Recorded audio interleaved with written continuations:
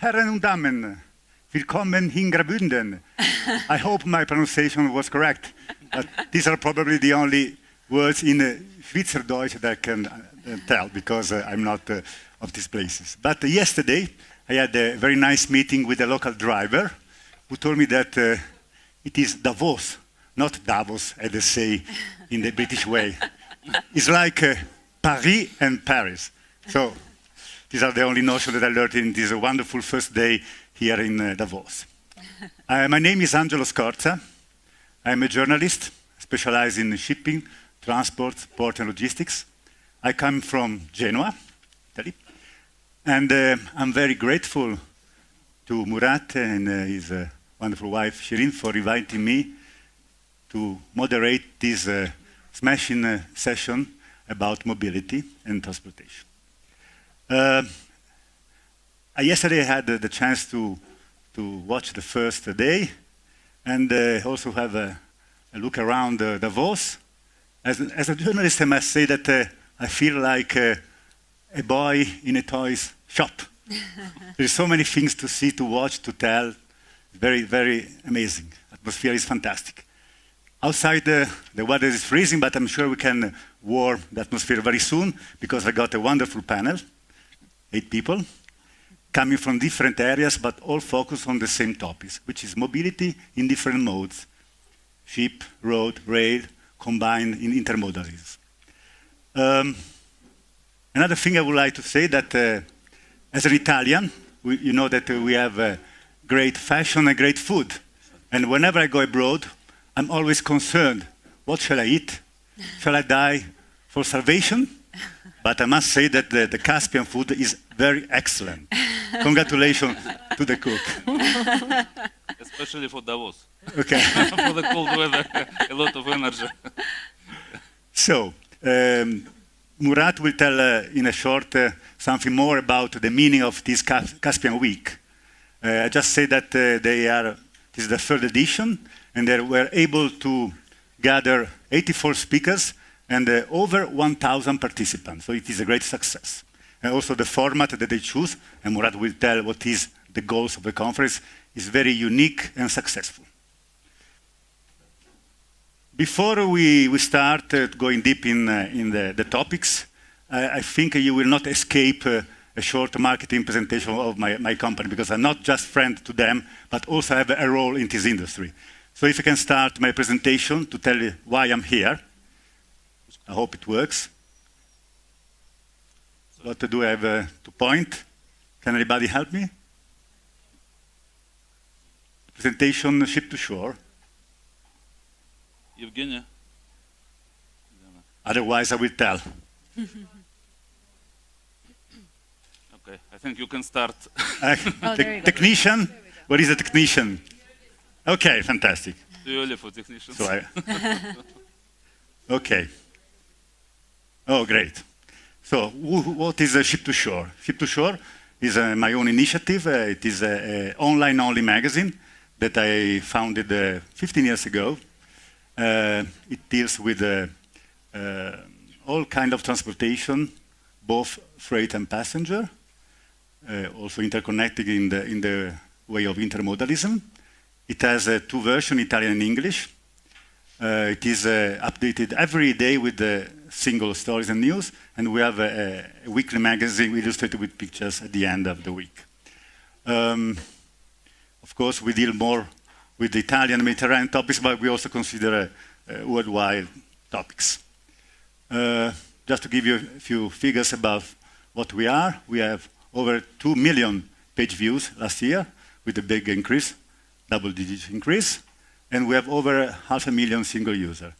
Of course, Italy is the largest source of our readers, but since we have an English edition, we also have, I would say, all other countries in the world have a contact, and USA, UK, Switzerland, Germany, etc. We have a database of over 43,000 recipients, and over 60,000 people, being them professional companies, authorities, are part of our database. So we are very good also in making networking, organizing meetings, we organize conferences, debate, roundtables, etc. So if you need something regarding the Italian market, we probably are the right people to contact. As I told, we are based in Genoa, in that wonderful villa. But remember one thing, journalism is a wonderful job, but we are not rich at all. So this is not our own villa, we just rent a flat, a small flat, the smallest. In any case, if you come to Genoa and visit us, we will be able to offer you a coffee for sure. Okay, so I would like to ask now Murat to say something about the meaning of this Caspian Week. Please, the floor is yours. Okay, thank you, Angelo. Thank you for the presentation. I think you have a great potential to grow this villa. we can rent the rest of the flat and maybe one day buy it. Yes. Okay, Caspian Week. This is non-profitable initiative which we founded almost 3 years ago. There are 3 main goals for the Caspian Week forum. First goal is to promote and highlight the Greater Caspian region to the whole world. In our definition, the Greater Caspian region is all countries surrounding Caspian Sea and Black Sea. Why so? Because it's not so logical. Because initially we were thinking to do it for the only 5 Caspian Sea states. Then we got very strong interest from Georgia, who told yes, but almost all Caspian hydrocarbons going to export through the Black Sea and through Georgia mainly. Then we added Georgia, and then some other requests came. And then now we are from Eastern Europe, Romania, Bulgaria, till Kazakhstan, all Central Asian countries, and everything, all countries surrounding Caspian and Black Sea, as I told. It's now, unfortunately, in Russian language, there is no one-word definition of that region. We are calling it Greater Caspian region in English. Some people are calling it Eurasia, or part of this region, which is another confusion, because in Russian language, Eurasia is Europe plus Asia. It's a completely different. So it excludes exactly Caspian. Just to explain, we are talking about Greater Caspian region. Around 500 million people living there, around 5 million square kilometers of the area, of the territory. This region is very important for the world and historically. And from today afternoon, we will show the ancient coin collection. Starting from Greece, some Italian coins from 2,300, 2,400 years ago, then Parthian Empire around 2,200 years ago, and you will see the connection. There's the Greek coins, then we see the Parthian Empire, all coins are in Greek language. And Parthian Empire, capital of Parthian Empire was Nisa at a certain time, it was 15 kilometers from Ashgabat, from the capital of Turkmenistan. Unfortunately, only ruins now remain, but we still remember. And there are a lot of links. Also, we can talk about Great Silk Road. And the Greater Caspian region was exactly in the middle of the Silk Road. Traditional ancient Silk Road, because now there are a lot of Silk Road going from the North Pole, from the Antarctic, from Arctic and so on. But we are talking about traditional ancient Silk Road. And this region is a great importance for the whole world, as I told. That's why. But today, what we understood that there is not too much information about the region for the big world, for the outside world. If you will ask somebody, some ordinary person from the big world, normally maximum they can tell yes, Caspian Sea, and there are a lot of oil and gas, and maybe they will show it on the map, but almost nobody will tell which countries, which people, which cuisine, food you can try and taste here. Here we have, I'm just telling a lot of things, but trying to give as much information as possible in the short time. We have here food from Uzbekistan, from Georgia, from Turkmenistan, from Russia, and so on, and you can taste. And if you have any questions about the food, you can ask. There are cooks there. And there is a restaurant in Geneva who is doing this food, and we invited them already 3rd year to Davos to serve this food here. Because this food is a high calorie, and for Davos is exactly what is needed. Here, here you cannot work with gastronomy approach. So you need a lot of solid things. And we understood that not too many information available. And 3 years ago, almost 3 years ago, we decided to close this gap. And we created this Caspian Week initiative. And as I told, there are 3 goals. First is highlight and promote the Greater Caspian region to the big world, outside world, but also to promote the big world into the Caspian region. Because the same situation happening in the Caspian region, people in the countries of the region, they don't know too much about what is happening in the world. And then second big goal is to improve relations between the people, countries, businessmen, scientists, and so on, professors of university of the region.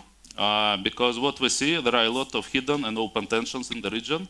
And also because of lack of communication. And here we are providing, I would rather tell, unique platform that people from the Caspian region, Greater Caspian region could come, could interact, could become friends, could discuss various topics on an informal way, without any media, let's say, light, or if necessary, or there are 4 meeting rooms. If you need to discuss something confidential, you don't want to share with others, there are 4 meeting rooms, there are people responsible for the meeting rooms, you can book, and then you can use. And by that, we think that people will start feeling better, the other people, the other countries, and at the end, this will improve relations inside the region. And then decrease the hidden tensions, and hopefully also the active tensions, and it's for better life of the region. And the third goal was to bring innovations, new technologies in the various fields to the Greater Caspian region.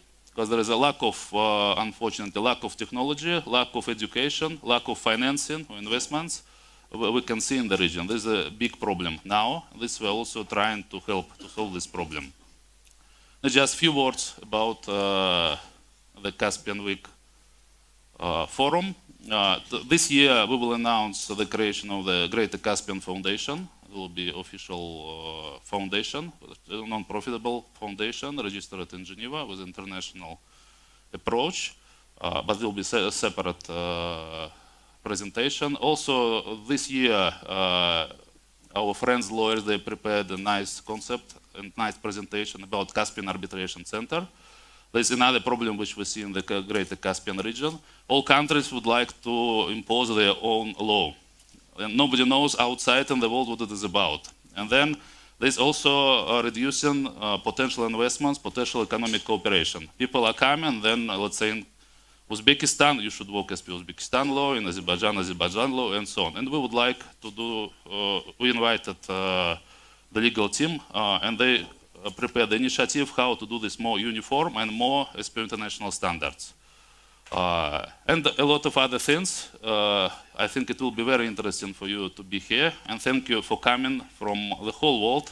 We saw participants from United States, from Mexico, from Japan, from China, from India, from Russia, from the region, of course, and so on. And thank you for coming for Davos. And a lot of people coming only because of the Caspian Week, not for the big forum, but mainly for the Caspian Week. And a lot of people coming first time. I see here maybe 30–40% we see here first time. Welcome, enjoy the food, enjoy the interesting discussions, and let's hope for the great... Enjoy the evening, the concert. Yes, maybe I will tell a couple of words about the program, because yesterday you saw already concert. It was opening dinner of the Caspian Week. Today we will have the Caspian Sustainable Fashion Show in the Belvedere Hotel, starting 10:30 in the evening. On Thursday, we will have also dinner in the Hilton Hotel. To go to these hotels, you need to have a hotel badge, this brown one, yes, because they're a highly secured hotel, official hotel of the WEF, and then you cannot go there without this security pass.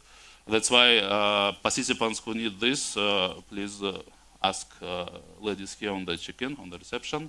They will help you to arrange. It's a short time remain, but still possible.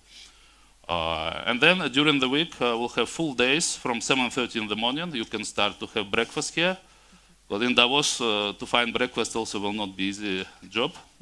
To go -15, -20, trying to find the cafe. But here, you know, everything is ready for you. and until midnight, at least, the program is continuing. Okay, thank you very much for your attention. Thank you for coming. Welcome. And for the great success of the Greater Caspian region. So let's give appreciation for the words. Thank you. Thank you. Thank you. Thank you, Murat, for the very nice introduction. Let's go back to our issue of today. There are experts of a geopolitical issue here, but I will tell a few words from my point of view as a journalist, what I see, what I can consider. As everybody knows, the world has changed so much in the past decades from many different angles, economically, geographically. Europe was once at the center of the world. Now I would say it is, economically speaking, is a peripheral area in a way. We held the colonies in the past centuries. Now we are colonized from China, for instance, from an economic point of view. Also, we are watching the technological revolution. We are living a digital era, but even though everything seems to be virtual, in my opinion, the physical economy has still a big role. Think what would be production without transportation. I come from Genoa. Apart from Italian people, is anybody able to tell me what happened in my town mid-August last year? Does anybody remember what happened with the bridge? Yeah. It was just a simple bridge, in a way simple, but it was crucial for our activity, for our economy. It collapsed unpredictably, and apart from mourning the 43 people who died, it was a real drama for the local economy, not only Genoa, the whole northwest of Italy, and also a relationship between Italy, France, Switzerland. My people are very strong because Genoese, we had the wonderful centuries in the 16th and the 17th centuries. We are founder and inventor of banks, of marine insurance. And we are people who sometimes are not easy to take, but we are strong workers. In 4 months, we probably made more roadways than we had done in 40 years before. So we are recovering. But this is an example of how crucial is physical transportation. So virtual economy are nowadays talk, but we still need galleries, tunnels, viaducts, bridges to make people and countries connect and talk together. So, the format of today, we have 7 speakers. I will give each one of them the chance of make his own presentation as quick as they can, no more than 10 minutes. And upon that, I can make questions. And at the end, I would like to make a round table, a debate. I would like also the audience to be interactive, so everybody is allowed to make his own questions, to enter, to participate to the debate. The first speaker today, at my right hand, is Ricardo Fuochi. Ricardo is a freight forward and logistic operator. His company is based in Chiasso, in Switzerland, in the Italian part of Switzerland.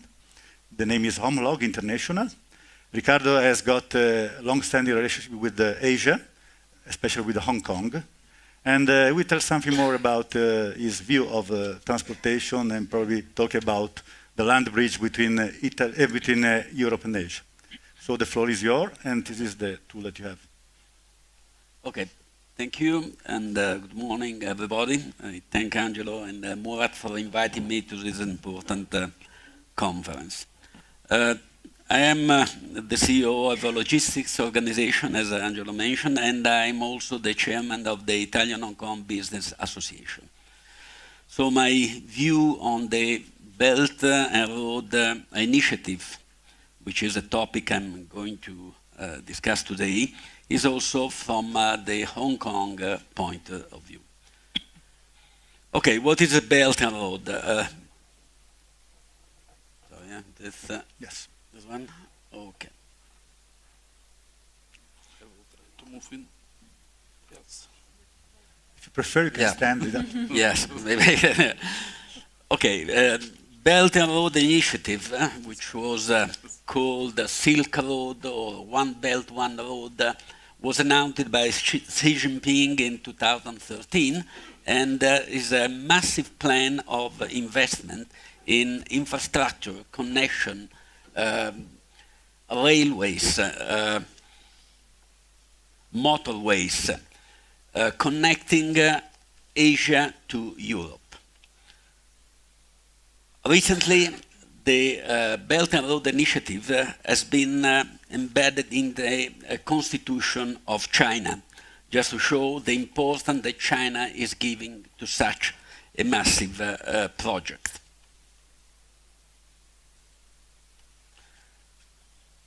Few figures.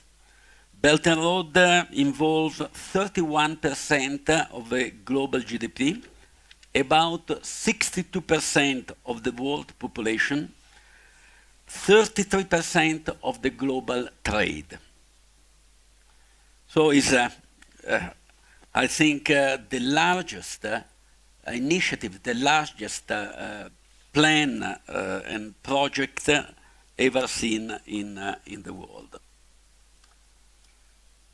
Within the Belt and Road, there are 5 areas of opportunities promoting people-to-people bonds and cooperation, enhancing monetary policy coordination and bilateral financial cooperation, planning and supporting large-scale infrastructural development projects, building facilities to enable connectivity, facilitating cross-border investment and supply chain cooperation. It means any sector, any industry, any service is involved in the Belt and Road Initiative, including healthcare, including tourism, including culture, energy, resources.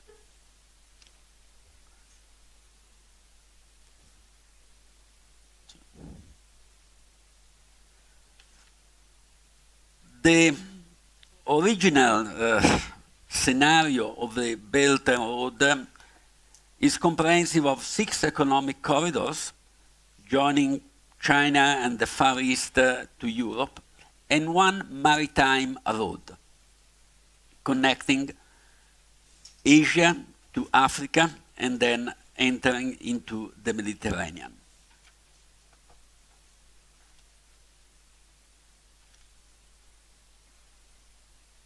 Originally,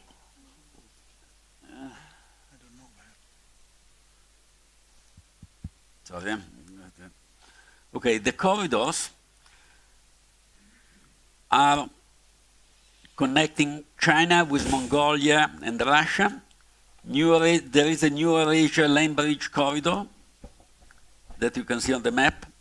China, Central Asia, Western Asia corridor. China, Pakistan.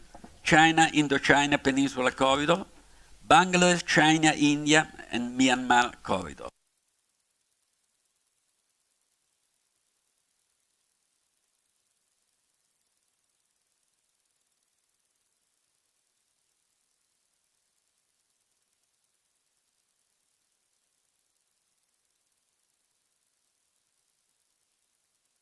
The Silk Road now has expanded to be global. You speak on Belt and Road in Africa, in South America, in New Zealand, everywhere in the world. So this massive initiative has developed to cover basically the whole world. Can I ask you something? What about Europe? Which countries are in? Because as far as I know, Italy is out at the moment, for instance. No one has signed the agreement. They are interested. Of course, Europe is very skeptic about this initiative. I wouldn't say that they are excited to participate. So we maybe live in Europe as a threat rather than an opportunity in a way. Or we are still considering. They are considering opportunity, but they are afraid of it. And there is some reason to be afraid because, as you can see, China is already moving on its strategy. So they bought the port of Piraeus, they invested massively in container terminals in Italy, Spain, in Holland, and so on. So they are already covering the strategic area of this initiative.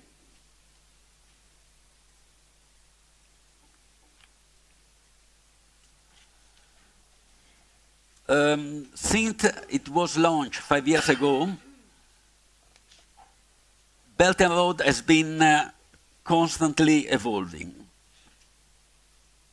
In let me get 2013, the Belt and Road was proposed by Xi Jinping, as I said. 2014, the Silk Road Fund was established in Beijing. 2015, a vision and action of the Belt and Road was explained and was unveiled.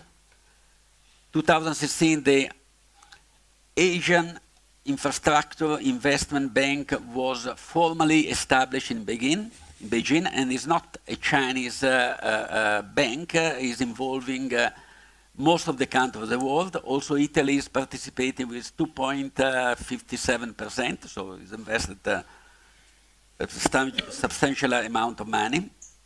2017, the Belt and Road Forum for International Cooperation was held in Beijing. In 2017, the Congress incorporated the Belt and Road into the Chinese Constitution. In 2018, already 87 countries have agreed and signed agreement with China for the cooperation in the Belt and Road.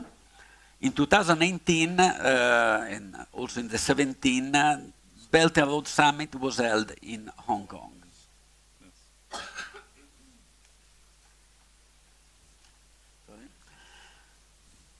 Main fact in 2017, what happened? China signed a counter project with 61 countries along the Silk Road for a value of 144 billion.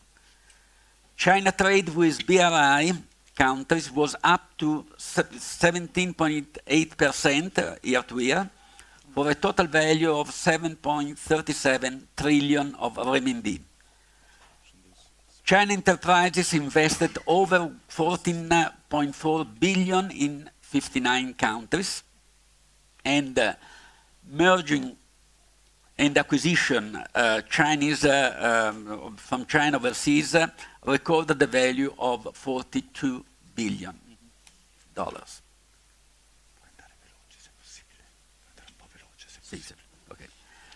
Okay.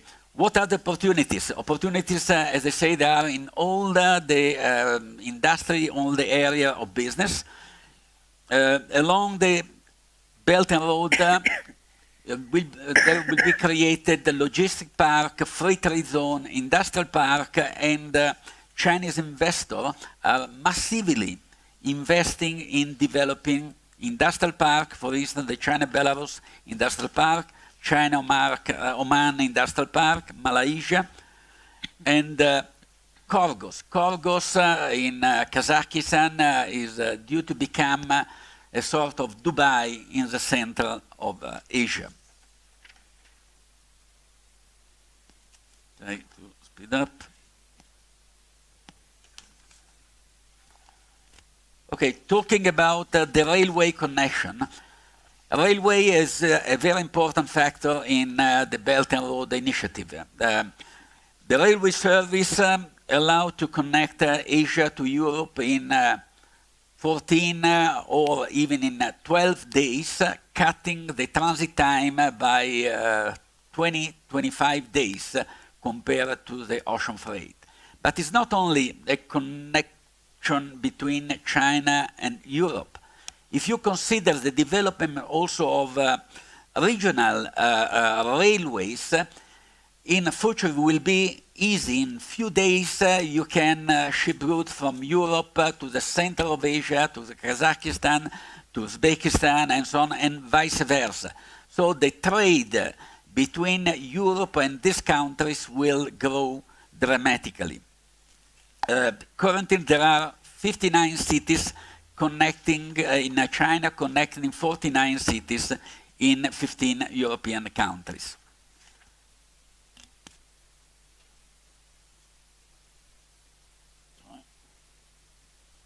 Okay, there are also risk factors. Risk factors are the big investment realized with loan from Chinese banks or Chinese corporation, and there is a risk that some of the country will not be able to refund this loan. So there is some example also with Kenya. In Kenya, yeah, the port of Mombasa was supposed to be seized. Yes. But in the end, the government struggled. They could keep it. Okay, Caspian. Caspian. I'm very sure. bad moderator. I need to shorten the presentation. As everybody can see, the Caspian is in the center of the Belt and Road Initiative. So is the area where most of the investment will be realized, where there will be a flow of capital from all over the world, and the Caspian region will become one of the most important areas for investment from the world. Okay, the moderator tell me to go faster. But we will come back on your speech. If we come back later, so I will explain later yes. how to access to the Belt and Road, and from my point of view, how Hong Kong can help to access to this massive initiative. So let's clap to Ricardo for his presentation. Thank you. So my compatriot already introduced the issue of railways, and the next speaker, he also deals with the railways, but in a very original way. I'm very pleased to introduce to the audience Bibop Gresta, who has also a musical name. He was born in Italy, but he's based in Los Angeles, and travels between the USA and Dubai.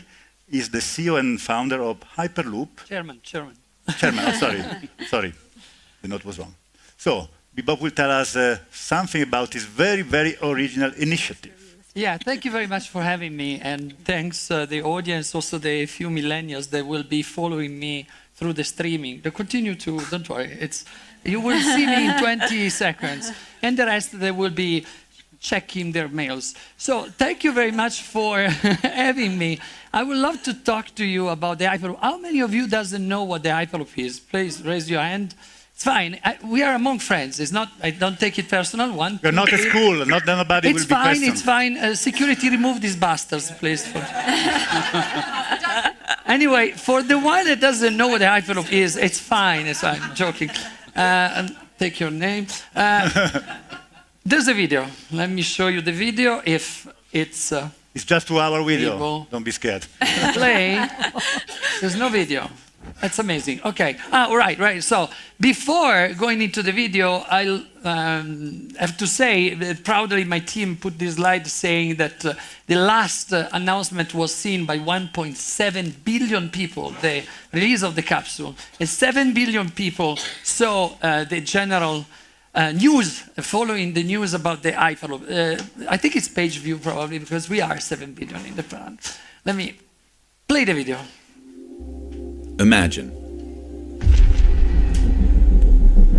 a capsule. Imagine a capsule that can carry people. Placed inside a depressurized tube, the air removed to eliminate resistance. Not traveling on rails, but actually levitating above them. Capable of reaching airplane speeds and beyond on the ground. This is a Hyperloop, and it is amazing. Even more amazing. At Hyperloop Transportation Technologies, we haven't been imagining it, we've been building it for the better part of 5 years. And amazing is where we started. We're transforming the passenger experience, putting comfort and safety at the center of everything we're doing. Our reimagined linear electric motor is powered by sustainable solar energy, propelling the capsule on a completely new, incredibly efficient passive levitation system. With these two breakthroughs, our system is capable of giving energy back to the grid. And when something didn't exist, we invented it. Introducing Vibranium, a composite material that monitors speed, capsule integrity, and atmospheric condition in real time, a new benchmark in passenger safety. And we're not done. Our team of over 800 strong, a worldwide intellectual ecosystem of thinkers and problem solvers, tackle each day with the humble goal of changing the world.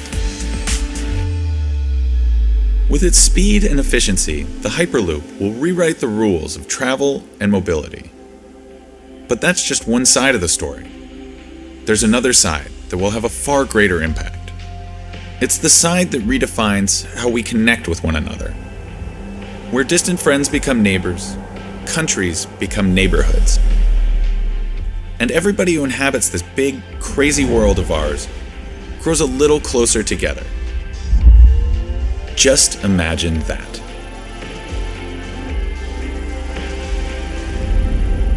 So it's legal to upload, eh? It's fine. We don't get offended. We just were So terrified. not to me, but to the incredible amount of talents that brought us from an idea of Elon Musk that in reality wasn't a new idea. It was in the 18th century when we started to develop the first passenger travel inside tubes to actually building the first Hyperloop. First, the first thing you need to understand about the Hyperloop is not a new thing. You know, the technologies that we need to build an Hyperloop were there even before we started to develop it. It's an infrastructure, a normal infrastructure that we build on pylons or underground. Right now, underground costs a little bit, but there are a couple of companies, including Elon, they're working to make it cheaper and more efficient. The components of the Hyperloop is very simple. There's a tube. There's pumps that take out the air from the tube. There's a capsule that is able to levitate passively, and that means that we solved all the problem of this crazy maglev technology that costs too much and never recoup the investment. Bibop, excuse me, can we compare to, we call in Italy pneumatical mail, something like that? I will never travel in that shit. No. Sorry. No, that's not safe. It's a little bit The principle, different. I mean, physical principle. You can imagine it in a sort of pneumatic tube, but the basic principle of that one was pushing the capsule. This is not like that. You know, the capsule has a linear motor that actually pushes, and it's a 1 to 10 Pascal inside the tube. So it is self-propelled. It's self-propelled, but also it's very efficient because we don't use electricity to levitate. For a principle that was discovered in the 90s through Lawrence Livermore lab, the lab that Einstein created the atomic bomb, but they also created very, very cool technologies in that period. So we are building it in a way that we consider, well, there's the two founders, one is German, one is Italian. It has to be efficient and beautiful, right? So we are designing it in a way to try to solve one problem without creating another 10. So taking advantage that we are inventing the fifth mode of transportation, we're trying to look at what can we do to actually have the minimal impact on the ground and also be functional. So every element has been designed to be useful. We are designing it in a way that there are pathways on top. We have solar panel. I will show you why. And there's a adaptive design that can adapt to this different situation in the world where we are implementing it. We're using ultra-high performance concrete that absorb carbon dioxide and release oxygen. It's completely silent, so it doesn't have any pollution. The animals can migrate, so we don't have a lot of architectonic barrier that the rail and the highways has. But it's also a different strategy. You have one small capsule that can depart every 30 seconds. So instead of moving massive amount of people from point A to point B to point C to point D to point A, this is the train, we are moving the first capsule to point A, the second to point B, the third to point C, and so on. And through an artificial intelligence, we're able to optimize every time the journey of the passengers. So the passenger is not only seen as like we see it right now, it's something to get money out of it. So we cluster them in first class, second class. What does it mean? Doesn't mean anything. We are different people needing different things. If I go back to work, I need something different from when I'm coming back to work. Using big data analysis and blockchain, you can do magic things. We're not theorizing it.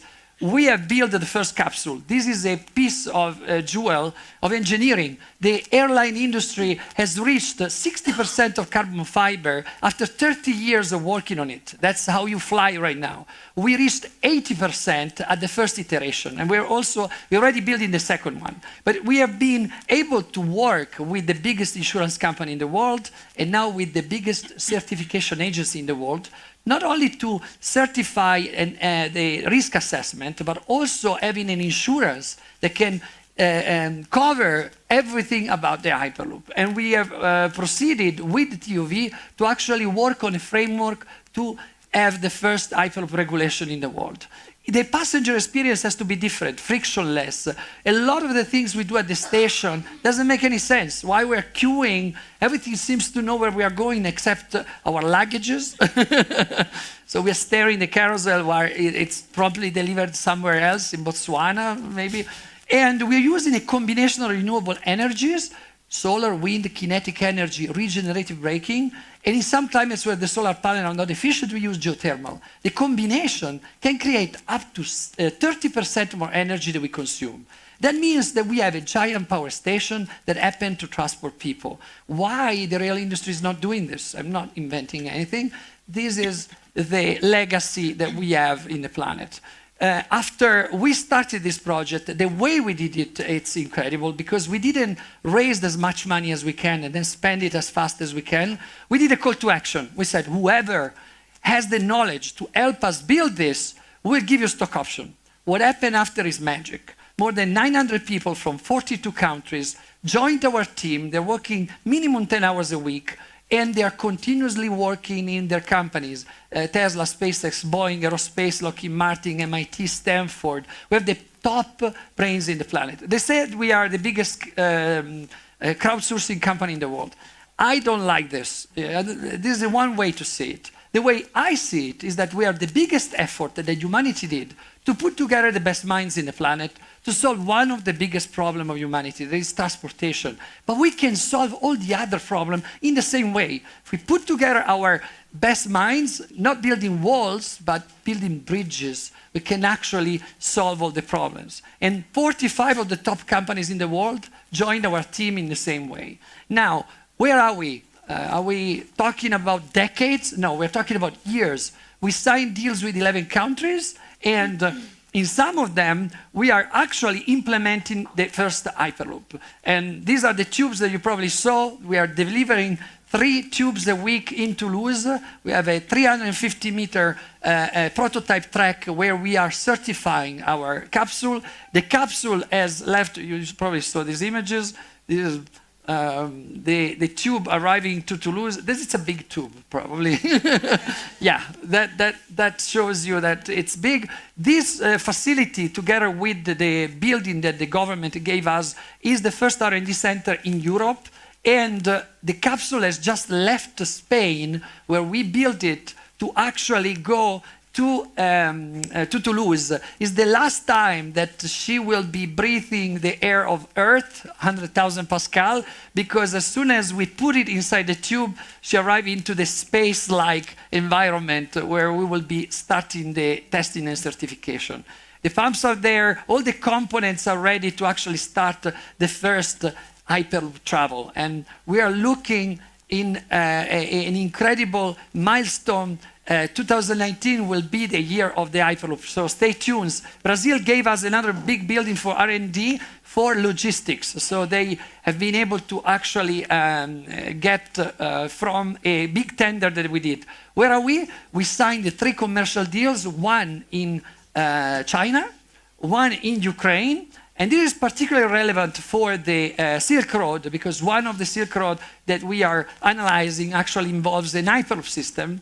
And the most proud of that I am is UAE, because UAE is on the course to have the first Hyperloop commercial line of history. So my call is to everybody that can contribute, that has something to give to this project, please join the team. We are really looking for your talent. There are people, they are trying to build the future or imagining it in a certain way. It's better if we participate in this amazing project. And my company is one of them. Thank you very much. Thank you. Thanks a lot. I have to ask something. Can I be always open with my mic? Because I want to intervene. Always open, if it is possible. Okay, thank you. I'm sure everybody's got a lot of questions, but I will make it only 3 now. Then later on, so we can envisage the first Hyperloop train will be in Dubai. Abu Dhabi. Abu Dhabi. Can you try to tell us a date, a year? So right now we started the pre-design concept with Dara Andersen and Perkins and Will, on the top engineering firm in the planet, 5th probably the biggest in the planet. We are in the 8-month period where we will be finalizing the design, the detailed design phase, and then we start construction. We are heading for a date that is the October 2020 for the first phase of the project. That will imply a R&D center and a visitor center like Jurassic Park. You enter, there's the story of transportation, but also how we arrived to an Hyperloop. And in the meantime, we are building up to 10 kilometers, depending also on how fast we go with the regulation. Roughly I don't know if we will be able to actually have normal passenger in that line for the opening of the Expo, but this is the first occasion that the public will have to actually come and see an Hyperloop in action. So 2021? 2020, October. Okay. And you're all invited. And is it cheaper, the price? It's cheaper. Of course, the ticket price will not be decided by us. Okay. I can tell you that the Hyperloop technology will cost an average, because I hate to shoot numbers, because building in Switzerland with tunnels and viaducts will have a different cost than building in a desert. So I hate when I see these numbers around. But let's say an average cost is 20 to 40 million per kilometer. But the real question is not that is, it's obviously cheaper than a metro or a high-speed rail. We're talking sometimes in 4 times less. But the real question is, how long does it take to recoup the investment? And the reason why I never received this question is because everybody knows that in transportation, nobody makes money. It's all subsidized, and that's how they show profits. And there's an old trick of the transportation industry. They separate infrastructure from passenger handling, so they show profits in one side, while all the costs are in the other side. We will recoup the investment in 8 to 15 years, depending on where we are building it. You anticipated my question. So I can tell you, $4 every 100 kilometers, it's an average cost to us. So, but that will depend on the politics of the state, because we have seen already in the places where we are doing a feasibility study that they are pricing it in a way that you don't destroy the air industry or the train industry, because there's no way to compete with an Hyperloop system in terms of efficiency. And what is the minimal distance from a technical and economical?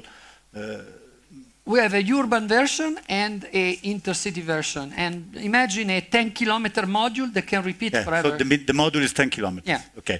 And last question, is it applicable also to freight?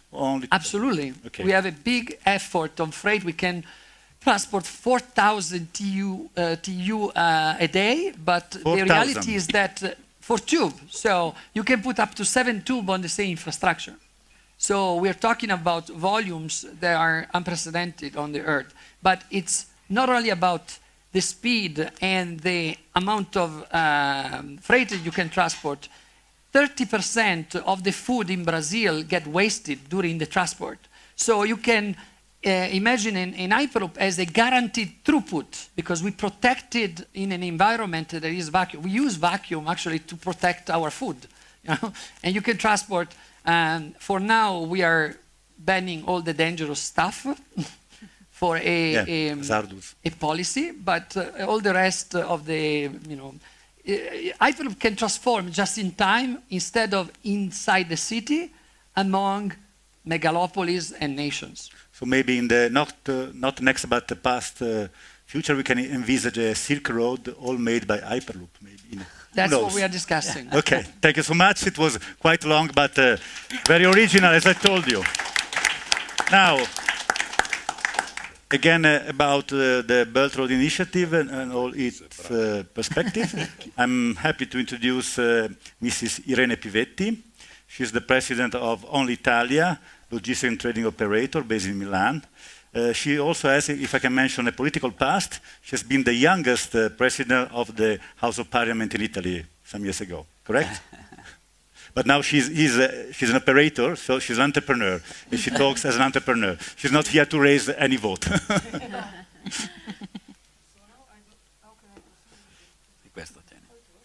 Avanti.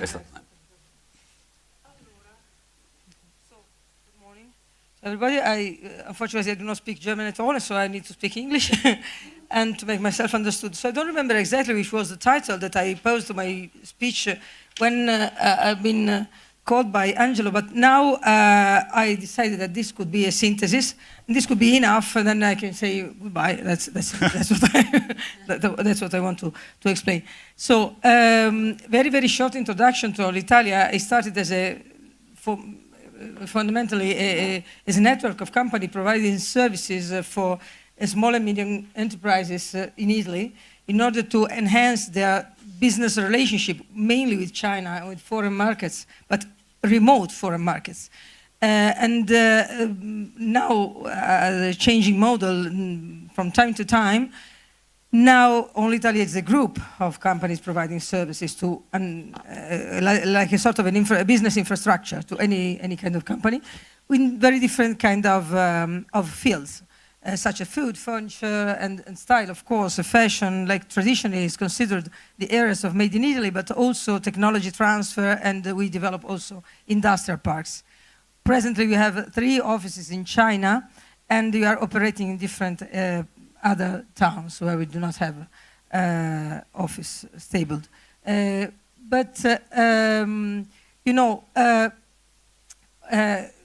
Italian companies have a very strong individual character. This required us to differentiate a lot our approach to the market, not just according to their requirements, but mainly to the real possibilities inside Chinese market. That's why, since 2015, we started operating according to the priorities which were offered to us by the local governments in China. And we operated mainly in inner China, so-called inner China, Western China.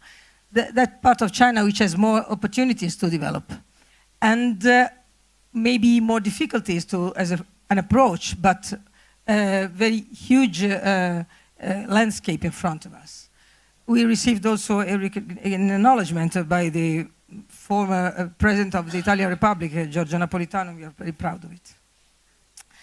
Then, Italia Logistics is a consortium, is the last born of this framework of companies, and it is a consortium because its goal is very demanding, which is to provide efficient freight transportation from Italy to China and all the countries in the middle.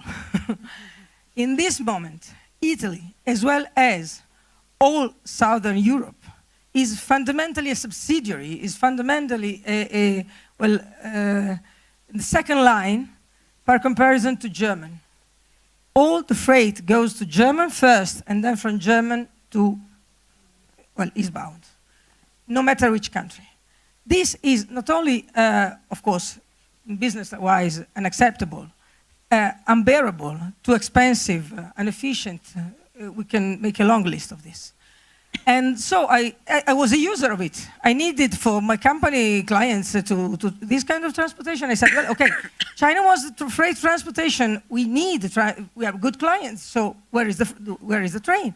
The train is in Germany. Well, no, it's not acceptable. I tried to start creating a Southern Europe direct freight train to China. That's why Italia Logistics is a consortium, meaning is a company. It started like a SPA, Società per Azione, I don't remember the translation. But now we... Shareholder company. Shareholder company. But we switched it in a consortium in order to welcome inside Italia Logistics any goodwill logistic operator. Not just from Italy, of course, mainly from Southern Europe, but also, I insist, all the countries in the middle.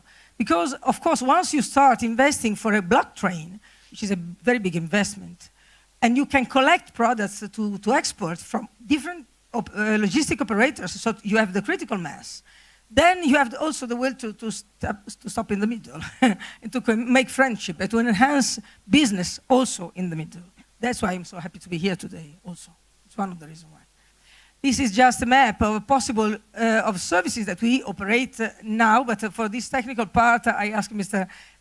Giuseppe Bugane after me to explain it much better. Bugane is the first partner of Italia Logistics with this Furlong company, and very proud of having here with me today. But just to show you that by now we are operating, but we have to push forward much stronger. But now I want to focus your attention, as my attention, on the second and most important aspect. It's not just business. This connection, this freight transportation connection, is a strategic connection. I do not fear to say with political implications.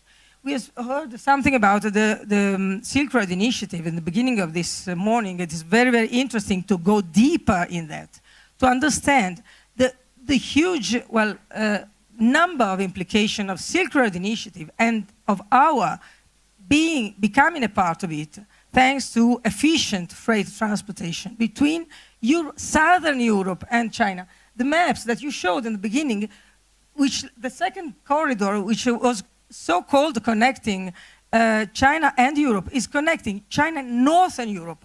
Because of its history, because of its character, Europe cannot accept that. Europe is not the middle of United States or the middle of Asia with a huge area culturally similar. Europe is made of very many different culture, languages, products, needs, business structure, etc., etc., etc. And going to Northern Europe means losing all the business hidden in Southern Europe. When I go in China and I meet huge logistic companies dealing with freight, very proud of their 17 trains per week that they do directly to Europe, I say, well, congratulations, because you are a fantastic company. Unfortunately, you miss the other 17 trains to Southern Europe. So that's the point that we are investing on. And in this perspective, the role of Caspian region is very, very strategic, because it can be exactly the hub where we do half of the business, let's say. We need to cooperate to enhance this. Then I wrote something about the Turkmenistan culture, etc. It's true, it's exactly what I say about Europe, about Italy. We cannot accept to be simplified in terms of business too much. Otherwise, we lose our identity and we lose all of our business, real business, deep business opportunities.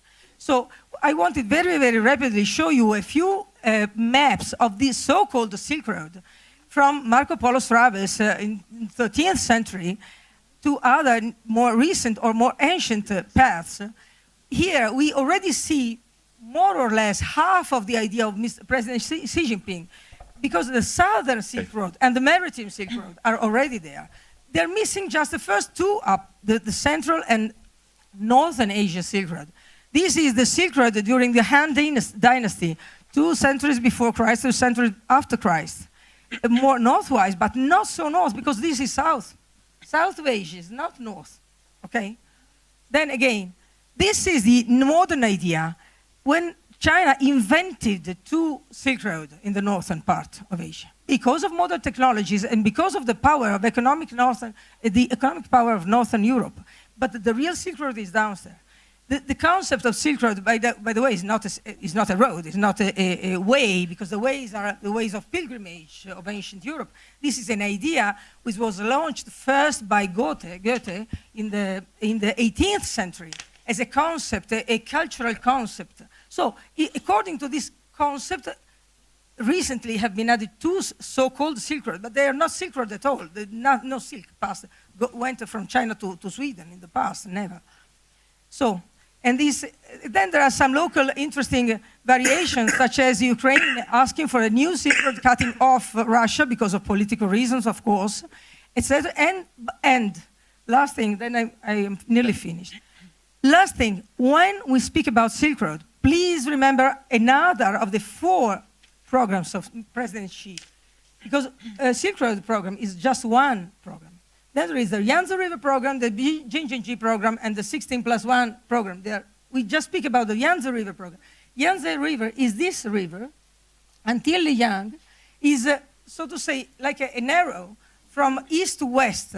Okay, the water goes from west to east, but in terms of business, from east to west. And all of that river have been infrastructured in China with the harbors good for freight, for big ships, for big container ships coming from the ocean. So inner China can be supported in terms of transportation of goods independently and cutting off all the other intermediate operators, okay? And this is very important when we speak about Silk Road. Forgetting this, we are speaking of nothing, because part of the business passing through this. That's why we need the train. That's why we need an efficient train to come there, and cannot be satisfied just to arrive here where the harbors are. We need to arrive there, okay? This is what I'm trying to say. And that's why it's not just a business, but also, I say, a political issue to have efficient, that kind of transportation. Just for the sake of joking, this is another, it's called the Lapis Lazuli Eurasian Corridor. It's an invention of an idea of the Americans in 2015, but it's something linked with a geopolitical serious implication about energy. And the last one, the Southern Gas Corridor. I showed all of these maps just to stress the point that passing through not just land, of course, including land and inner seas in that region, so connecting directly Southern Europe to Far East, passing along those paths is strategically important. It cannot be postponed anymore. With all of my love to Germans, but please, we need to do our business, okay, more efficiently. So that's why this is just a synthesis of what I already said about the need of an efficient freight transportation from Southern Europe to East Asia, but also a sort of a claim, because we could not do it by ourselves. Not just all Italia, of course, cannot do it by itself. Not even if all the logistic operators of Italy will gather inside, can do it by ourselves, because this kind of strategic initiative must be kept together. And that's why I'm so happy to hear that next year there will be also the foundation for the Caspian Week. For sure, on Italia Logistics or another instrument that now I show you, will ask to be a friend of this foundation, because this is what we mean in order to develop efficiently business. And this is the last step of it, JA Eurasia-Med, because acknowledging all the strategic implication of the logistic initiative, we started. EJA is a European consortium, not so well known in Southern Europe, but very frequently used in Northern Europe. Just a consortium, a transnational European consortium. Eurasia-Med is already listed in the Transparency Register of the European Union in order to be a lobbyist in the interest of this Euro-Asian, not just transportation, but intensive link passing through transportation for freight transportation and infrastructure, but also looking very consciously to all the implication, including energy implication, including cultural exchange, including, why not, in the future also financial implication. So All Italia Logistics was just the very, very first tiny, small brick in this huge wall, but we need to build it all together. Thank you very much. Thank you so much, Irene. You showed us that you have not lost your political attitude in a way, and you made your speech was what I would say a sort of logistically nationalist proposal in a way. Okay. As Irene already anticipated, she has found a partner. His name is Giuseppe Bugane. He has his own company, Furlong, but he is also general manager of All Italia. But I warn you, Giuseppe, you have just 5 minutes, not a second more. No, but just to give us some technical details about the proposal. Very short, please. All right. But after to speak Irene and Ricardo, I finish my speak. Okay. All right, okay. My name is Giuseppe Bugane. I have a long history for railways job, and I work in company of my family, Furlong, in railways, German, France, and... Hello? They're looking for your presentation. Yes. Yeah. Okay. All right. It's okay. You can talk anyway. I think you know your topic. Okay.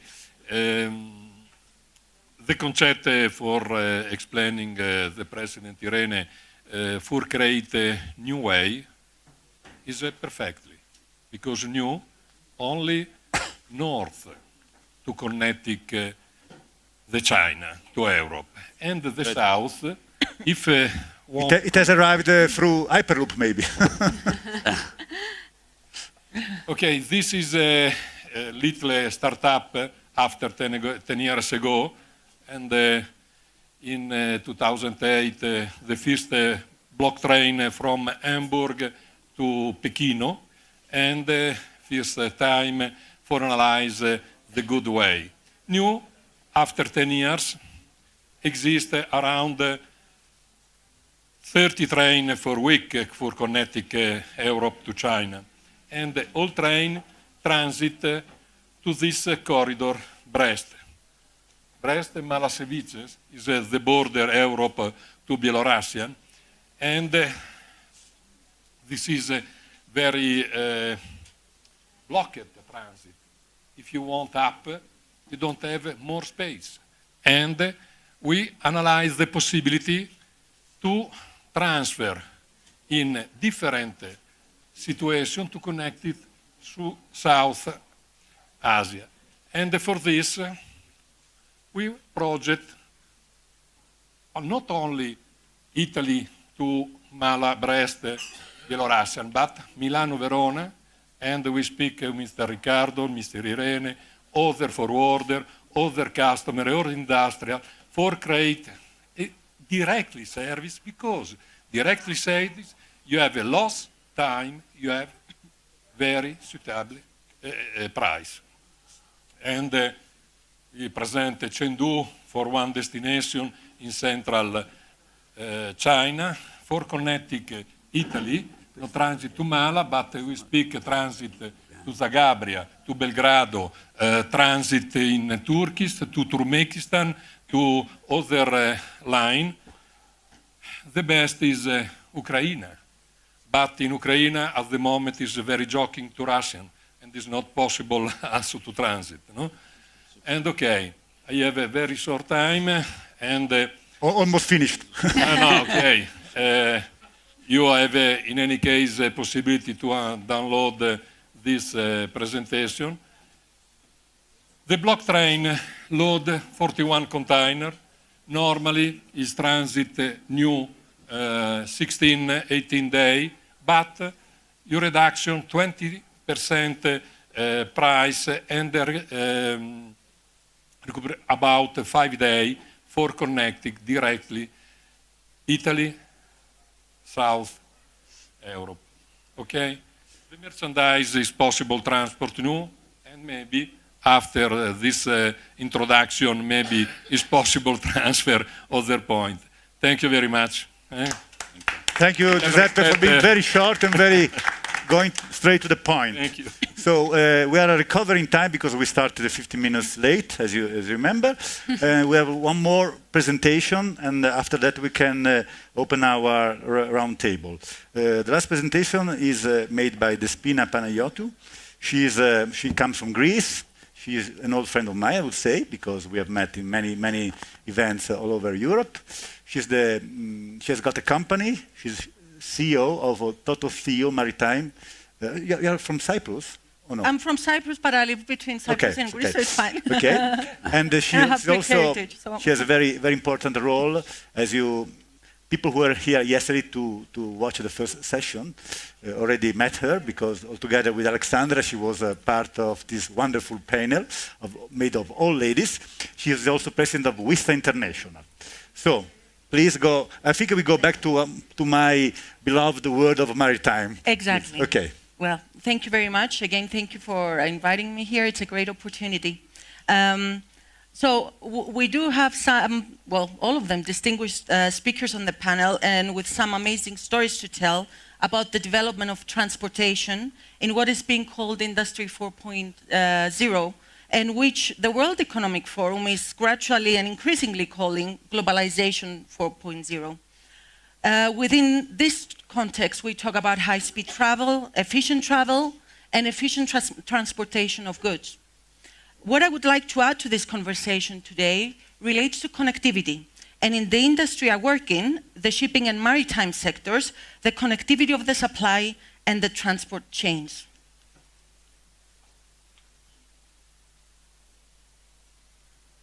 The whole notion of China's Belt and Road and even the integration of a streamlined supply chain with any country would not be successful without digital connectivity. This is a key enabler of modern trade facilitation and getting the most efficiency out of logistics. So shipping, as you know, is one of the oldest of industries. It is centuries old, with vessels being built to transport riches to the then centers of civilization, so Athens, Rome, and then the imperial powerhouses of Western Europe. But for centuries, this was an industry living on a hope and a prayer. Sailors prayed to whatever gods they believed in at the time to keep them safe, and merchants prayed their goods were not damaged and ruined.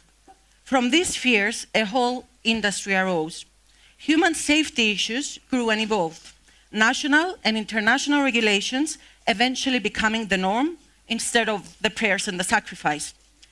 Traders found financial assurance in insurance and rules for vessel standards, and so the modern shipping industry began to evolve.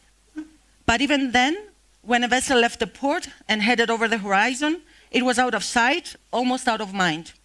Charter parties being written to merely state the master should sail his ship at the best possible speed and under the rules of the day. But then things began to change, but not at sea, but it's in space and on land.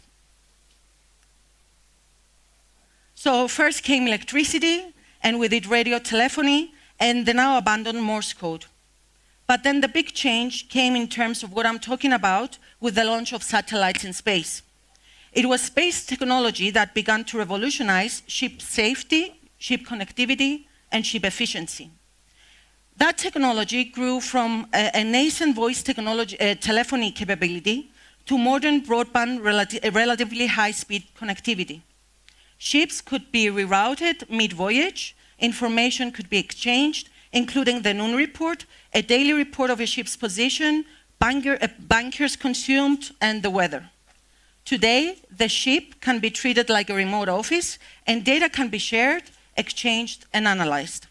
And that is a huge step in the evolution of efficiency, not just the ability to remote monitor and connect, but to rapidly relay, not just the ability, rapidly relay information and get and offer feedback.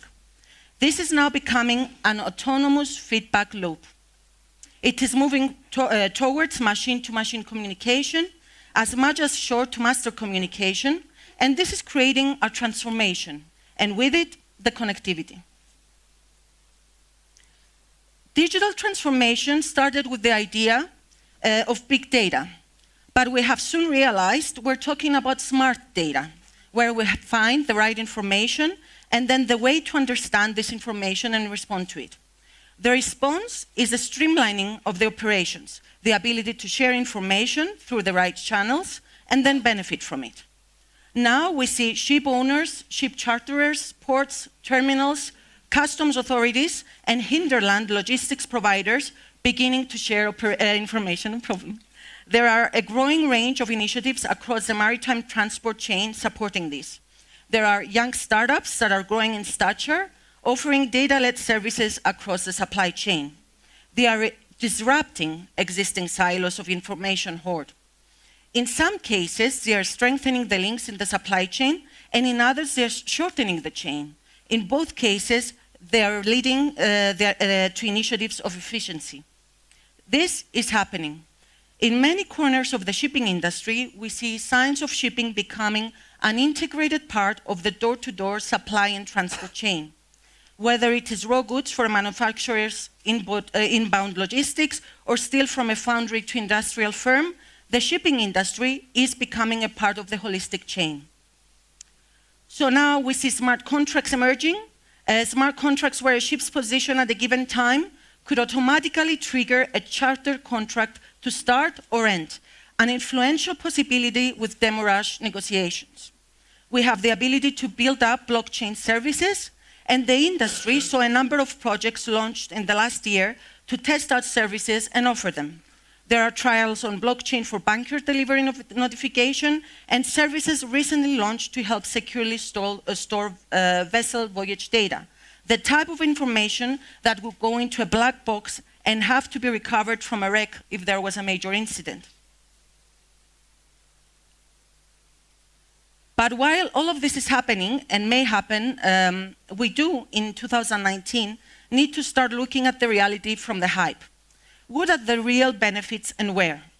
In the shipping industry, we started late on digitalization, but we are catching up. As we catch up with other industries, so can society as a whole benefit with the breaking down of industrial silos as we move into globalization 4.0, because that needs global trade, and therefore shipping 4.0. But we have to remember that the shipping industry is asset heavy, with some really expensive piece of equipment. That will not end, but the ability to reach those assets, digitally speaking, 24 hours a day, 365 days a year, will make the difference. We need big, very heavy assets to carry vast volumes of goods safely across the roughest parts of the world, the ocean. I think many people underestimate this and see shipping as nothing more than a numerical statistic enabled to be changed with a flick of a switch. Shipping, the truth is a slow-moving behemoth. It has evolved over centuries along with global trade. And without shipping, there will not be global trade. And while shipping will not change overnight, it is going through an evolution rather than a revolution. You may have heard about companies like Rolls-Royce and Kongsberg and Wärtsilä developing autonomous unmanned vessels, demonstrating what can be done with higher levels of data and connectivity. We will see the first unmanned vessel next year. It's in Norway. There's a ship to be called Yara Bergland, and it's under construction. It will sail only Norwegian waters, so regional and very close to coast. It will be built to first have a crew, but then very shortly it will not. It's going to be autonomous computer programs, algorithms making the decisions that the navigation team on board a vessel's bridge would. The technology is there, and even the cargo operations will be automatic. We already have many ports and with autonomous container terminals to demonstrate that evolution. But what is happening in Norway and in a few other national waters is a far cry from the image of fleets of shiny, slick autonomous vessels in international waters. Modern shipping will increasingly see autonomy, but with the high levels of connectivity, it will be autonomy of the crew to be given more decision-making information. I'm very close to finishing. I see you looking at me, Angelo. You know me well. So linking digital connectivity with sustainable growth, that's a very big discussion in the maritime industry. The digitalization of our industry comes at the same time as electrification of parts of it and the drive to decarbonize it. Advances in battery technology, the same developments that have led to autonomous cars and trucks has happened in shipping. This has been the closest thing to a revolution, and while some critics cite the greenhouse footprint of the manufacture of these batteries, for parts of our industry, they are offering a clear benefit in the bid to meet the objective of reducing international shipping CO2 output by 50% by 2050. There is growing demand to decarbonize shipping and make it more integrated, a more integrated part of the supply chain. Digitalization and connectivity are key tools in this. Let me make one small but significant point here. Shipping as an industry is pushing to curb its CO2 emissions by half. But as I mentioned before, shipping is a cog that supports global trade, and global trade is expected to grow, particularly as emerging and developing economies grow. We have a challenge here, and one that still needs answers, bold initiatives and action. How can shipping halve its emissions when society is seeking global growth through global trade, with shipping needed to grow to support it? There are, of course, many supply chains, and shipping is anything but homogeneous. But the premise is the same. Get the right data from the ship and shipping agents to make sure the flow of goods is transparent. This is happening. But just because the shippers know more about the movement of goods, it does not give any justification to change the ship. Changes on the ship will come because of regulation and demands for efficient ships. These are tied together, and actionable data is part of the solution. And this is the last slide. The technology of shipping is evolving in a society being impacted with new influences, with different pushes seen from the United Nations urgency around its sustainable development goals, the uncertainties around global trade growth, spread of populism, trade tariffs that create uncertainty and change. Whatever the result of these influences, it is my belief that shipping as an industry is in a better position to respond if it has more cohesion, connectivity, and integration with other supply chain and transport silos. Shipping cannot really vanish over the horizon anymore, because if it does, what it may find when it comes back is a different society, one that it is not ready for. Thank you very much. Thank you. Thank you, Despina. Thank you. So now we have finished all our presentation, but certainly last but not least, she already made an appearance yesterday, Aleksandra Gadzala. She is originally from the USA, but now she is based in Zurich. She has her own company, Magpie Advisory, and she's an expert in geopolitical issues. So what is your impression of we have had many food for thought this morning. Yes. And what is your impression of this? Well, as Angelo mentioned, I am a bit of the outsider on the panel insofar as I do not come from the transport or the infrastructure industry. I'm a political scientist by training, so... That's why we're interested in your opinion. Exactly. So my job is to kind of think about what a lot of this means for all of us here.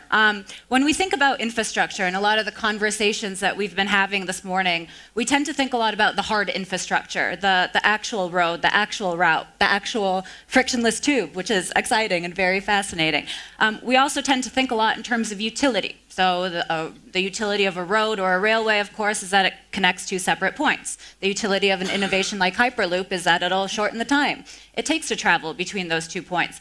But what we tend to think a little bit less about, for instance, is the soft infrastructure, the institutions, the laws, the frameworks that inevitably come with the hard infrastructure. And we tend to think a little bit less, though it's been touched upon here this morning, about its normative implications, its potential to create and shape values and culture. Because when we think about it, in the end, ultimately infrastructure, it's a way of designing a certain map, right? We're altering the political geography of a particular city, a particular country, of continents now. And at the end, what we're left with is a new political and economic order. And in the very few minutes that I have, I'd just like to explore this idea and perhaps help to round out some of the conversations that we've had this morning. And I'd like to do that with a little bit of a story that takes us across the ocean and a little bit back in time to my home state of Florida. At the turn of the 19th century, Florida was effectively a swamp. Not the kind to which the current US president likes to refer, but an actual swamp. The Transcontinental Railroad in the US was completed in 1869, but Florida was left out. And so 2 decades later, it was in many respects kind of America's last great frontier. The population of Miami in the early 1900s was around 1,000 people, and there were a few other thousands scattered throughout the state. The main industry, of course, was agriculture, and around Key West, you actually had a vibrant export-import industry. And interestingly, Key West at the time was Florida's most important city because it was home to a big naval base, to a coaling station, and it had a vibrant fishing and cigar-making industry. The only challenge or the only problem was that it was completely unreachable except by boat. And that was true for most of Florida at the time. So a man by the name of Henry Flagler, he was a businessman, an oil tycoon, a partner in Standard Oil with Rockefeller. He took interest in Florida. He saw it as a place just waiting to be connected to the rest of the country, which in the early 1900s was already really rapidly developing. So over the next few decades, he built up not only Florida's East Coast Railway, but he built up many of the luxury resorts and hotels that are still there today. He built up universities. He built up many social institutions that over the coming decades really shaped the social fabric of Florida. He also advertised, rather cleverly, Florida among many wealthy New Yorkers and Northeasterners who started to come down for their winter holidays, and they still do. We refer to them as snowbirds. And so on the back of that, Florida's tourism and real estate industries boomed, and they remain still the main economic sectors in the state. And all of this because of a bit of railroad.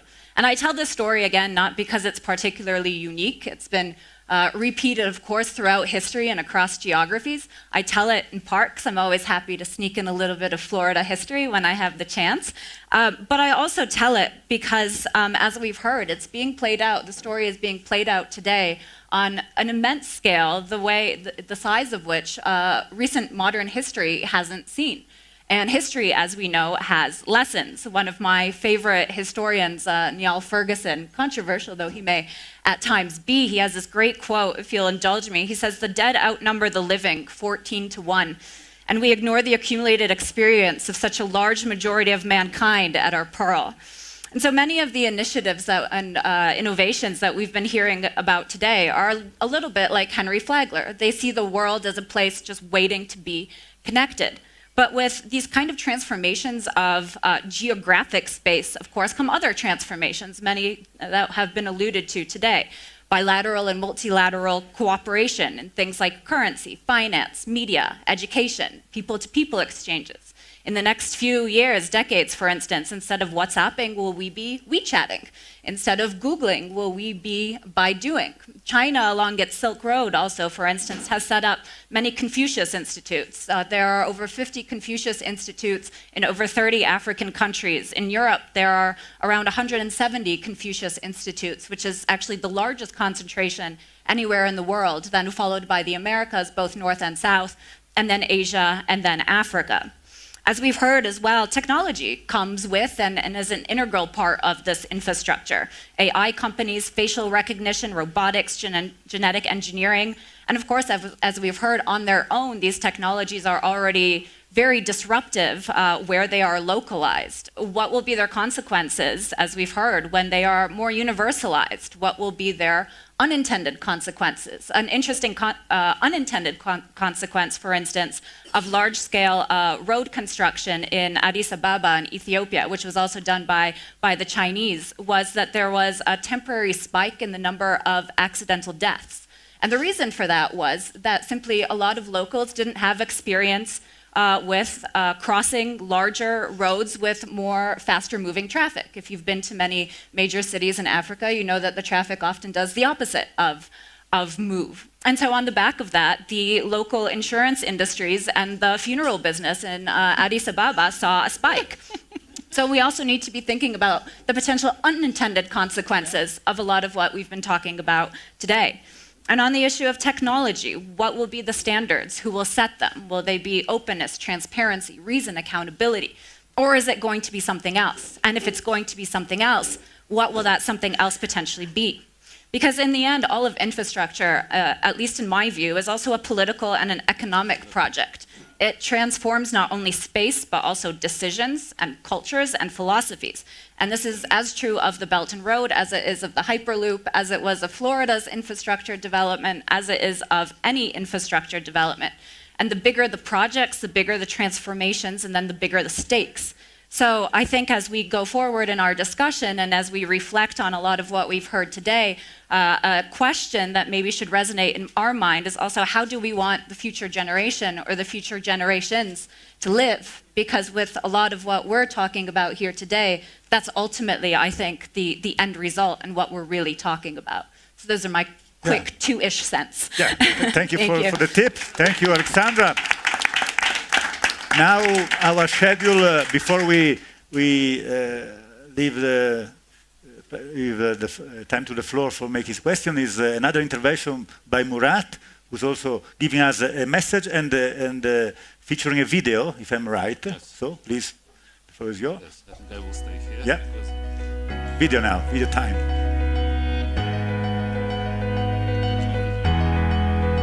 Can hear the music. The United Nations General Assembly set up 17 Sustainable Development Goals. Please stop. They address economic, social, and environmental problems people of the world. Картинки нету. This is modern technology, it happens. You can already maybe giving us the message that you wanted, or you Yes, maybe a couple of words. We will announce now 2 commercial initiatives. Because what we understood, at least what I understood from my career in the business, that in order to convince somebody to do something, you should show first that you are doing this. And then people could follow. It's a domino effect, they call it. Yes. Domino. Or yes, initiation. Yes. Yes.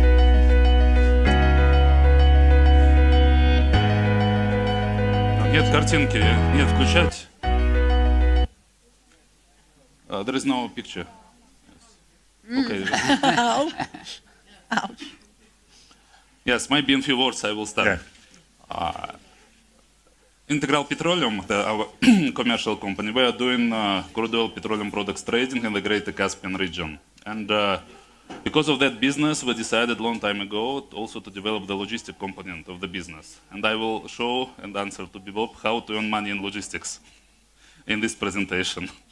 What we understood that if we are doing just trading, but without logistics, it's not sustainable. Yes. Because we need to go to the market. Sometimes markets supporting us, sometimes not. And then it's very unstable. And that's why at the same time we are doing only logistics, in this case shipping, also not very sustainable. Because we are the one of the hundreds of ship owners who are trying to do that business, need to compete with the market and so on. That's why a long time ago, at the beginning of our history, we decided to build in parallel and trading and logistics. And now we have around 50 vessels operating between the Caspian Sea and the Black Sea in the Russian rivers, the special type, River Sea type vessel, shallow draft, 3 meters, 60 centimeters through the river. And some years ago, we got a question. Okay, there are 50 vessels, there is a cargo for these vessels, but how to do this optimum way, the best efficient way to manage these vessels? And this is the reply for this answer. Please, now I think we got the picture finally.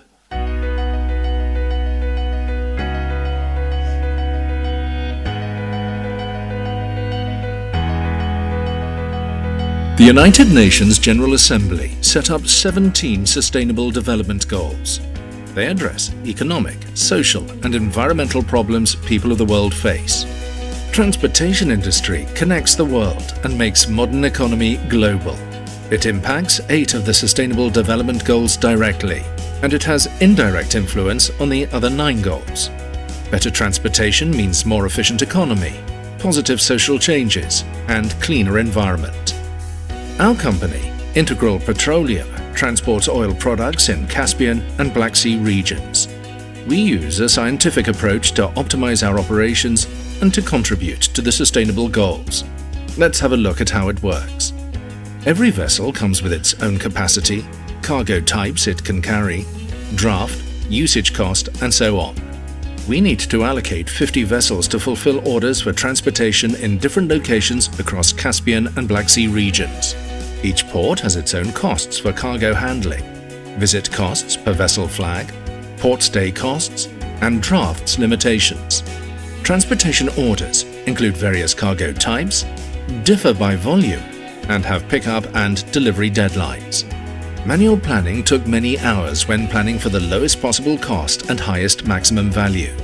All in all, there are more than 100 different parameters that have to be considered. Because of that, the process was slow, and the end result was often expensive.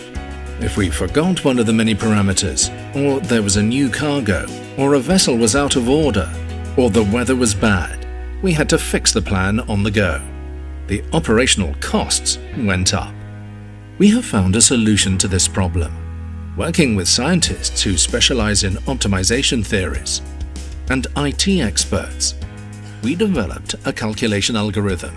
It takes all the required parameters and goes through millions of transportation scenarios. Now, one push of a button produces the most efficient plan in a matter of minutes. This optimization algorithm minimizes the usage of fuel, reduces impact on the environment, and brings down operational costs. When the situation changes, it is easy to recalculate and to get the new, most effective scenario. Based on our present volumes, We estimate savings through the optimized planning at $1 million per year. Our example comes from the transportation industry, but optimization methods can be applied to many other areas. Now we have a strong partnership with advanced scientists.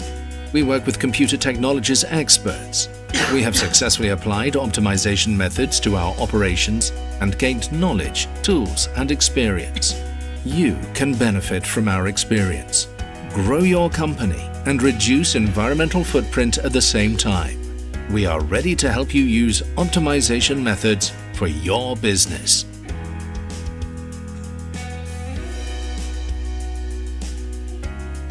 Sorry for that, they put on the video the old version of the presentation. The new one will be during the next time, I think today or Wednesday. Okay, the main idea was that how to use these vessels, how to earn money on these logistics by the optimum way. Manually, it's not possible to do. For 50 vessels, you cannot do it manually. Even if you put 100 people, they will make mistakes. They will interfere to each other.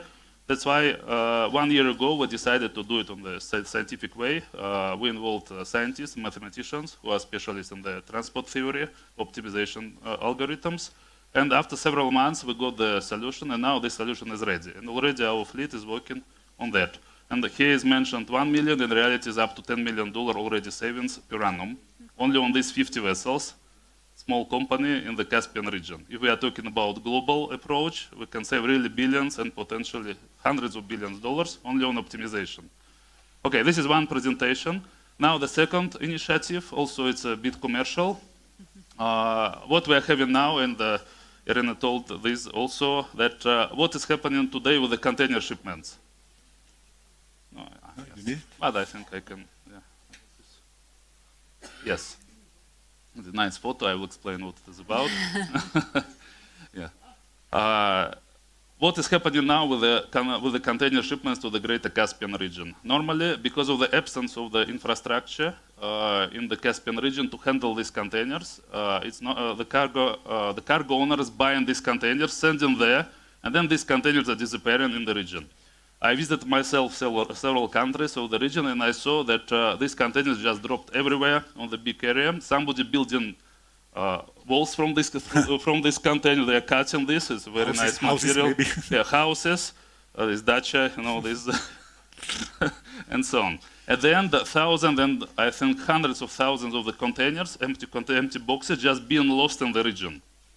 And every box, it's a $4,000 normally, the new box, and maybe between $2,000 to $4,000. And here we are talking about hundreds of millions of just losses, waste of material, waste of steel in the region, and disappearing in these 5 million square kilometers. Now we got the idea. Why don't we create a regional container company? The main task, the main purpose of this will be to collect these containers, then to find the cargo for this container, then ship these containers out from the region. By that, we will simplify the logistics. The logistics will be cheaper. Then people will not spend thousands of dollars just for empty boxes to send to the region. This will speed up and improve the trading and give better access to the region. And now, especially with these new initiatives on the Silk Road, One Belt, One Road, there's a lot of cargoes coming from China. I think this could be a very good opportunity to cooperate, for business cooperation. Now, I think some people already here, they know that 6 months ago, even less, in August 2018, finally the legal status of the Caspian Sea Convention was signed by the 5 presidents of the Caspian littoral states. I think it took more than 25 years of very tough and hard negotiations. And because of absence of the legal status convention, nobody was able really to do massive business in the Caspian Sea. Because you are coming, so today is the territory of this country, tomorrow the territory of the other country, and nobody knows. Somebody is telling Caspian Sea is a sea, somebody telling it's a lake. Now the new concept, nor sea nor lake, some hybrid approach. But finally... Maybe a pool, a swimming pool, big swimming pool. Yeah, big swimming pool, and yes, belongs to whom, nobody knows. And, but very big, almost 500,000 square kilometers, and 1,020 meters deep. And finally, this exercise was done, legal status convention was signed, and now it's an invitation for cooperation for the Caspian Sea business. It could be everything, could be infrastructure, could be exploration of the hydrocarbons, could be solar energy, alternative energy, innovations, whatever. This, now we're here, back to the Silk Road stories. Historically, there's another Silk Road here, you see going through Turkmenistan, Azerbaijan, and so on. What we are going to do, we are going to use this regional container company to serve this new Silk Road for container shipments. Yeah, here I think you all by the way, all presentations which are presented here will be available on the website. That's why I will not really stay here. This is the general concept. Yes, very nice. Now there are the cargo potential of the Greater Caspian region, around maybe 50 to 100 million tons of various cargos need to be shipped out from the region. The cargo potential into the region is more or less the same. A lot of cargos go in there. Now we just need to create a bridge, and this will be possible, the bridge for this business. And bridge between the China, between the Southern Europe, Northern Europe, and the whole world to the Caspian region. Because containerized shipment is very easy to handle. It's a standardized, and it's a standard tariffs. You can easily calculate your economics, and for the commercial, for the trading companies, very easy approach. Okay, thank you for your attention. This is another initiative. If you have any questions, then later we can discuss. Thank you, Murat. I think we first met 7 years ago in Geneva when we made our first interview. Your company was already very big, but now you've run a long way from there, and you're developing every year with new initiatives. So my congratulations for your ambitious policy of development. Now I think we have just a few minutes left for final debate. The floor is open to any question. Please don't be shy. I invite you to make any question, okay? Even not politically correct. You can ask almost everything. Please give your name, company, and to whom is addressed. You can stand up if you like. Thank you. We have a mic for you. Yeah, that's fine. Thank you. My name is Linda Walker. My company is Walker from Grafenried Asset Management. And I have a question with regards to the Chinese purchase of the port in Piraeus. I was recently with the president of the port authorities of Trieste, and he told me that the Chinese were really excited. They thought this was going to be fantastic development for them. However, they found that there was no way of getting the goods from the port to the rest of Europe. And so I just wanted to ask you, I heard that they were planning on building a train from Piraeus to Prague, and I don't know, I just wanted to hear what the development is, because obviously it's great to have access to a port, but if there's no way of getting the goods from the port. Well, I'm not the expert to respond on that, but yes, recently we all know that it was acquired by the Chinese. What I would say is that this is an overall issue. And technology is trying to solve one of these issues, trying to find ways, technological ways, where we can transport whatever is received at the ports inside our countries in a more efficient, faster way. I cannot answer your particular question about if I don't know, Evangelos, you have heard something, but you have, Katerina? I'm sorry, as I said, I'm from Cyprus, and maybe they know more than they're is that I'm surprised the Chinese realized after they bought it. Yes. They did a due diligence. Yes. And they were very much aware of what the infrastructure was. Plus, they had the other part of the port for 4 years now. So they kind of knew. Yeah. Okay. They should know it. I think they bought the port to build the infrastructure. But if I can make a general comment about ports, and the shipping industry, until today, and even now, we've never had the system that the aviation industry has, where all actors are connected to, the planes arriving at an airport and leaving. We never had that. But now there are many initiatives where different private companies are trying to create platforms where they can connect all actors around a port call. So I think this is very important, and if we manage to find the way to do it, because Obviously, ship owners and ship managers may have their reasons not wanting to be on the platform. Some ports may not want to cooperate. It's a geopolitical problem as well, because some countries may not want to cooperate in being on the platform. But this is something that is going forward. There was a project within the EU that just finished, actually, in the last 5 years. So they have created, they have the research, they have tested the project. So now many commercial companies are trying to bring it to the market. We'll see what happens, and maybe that will solve one of these problems that we have around the port. Maybe I can add something. So the port industry is a little antiquated. We use our ports, the big multinational company use our ports as their secondary stock without paying it, because they keep goods there even when it's not necessarily. And this is how we have created this industry. I would be stupid to name Walmart, for example. You are evil people, you're thinking about Walmart, but I'm not, because it can be my client. But Walmart, for example. But in a way, for example, there are companies like the Hamburg port, for example. They are working on actually redefining what is the role of a port.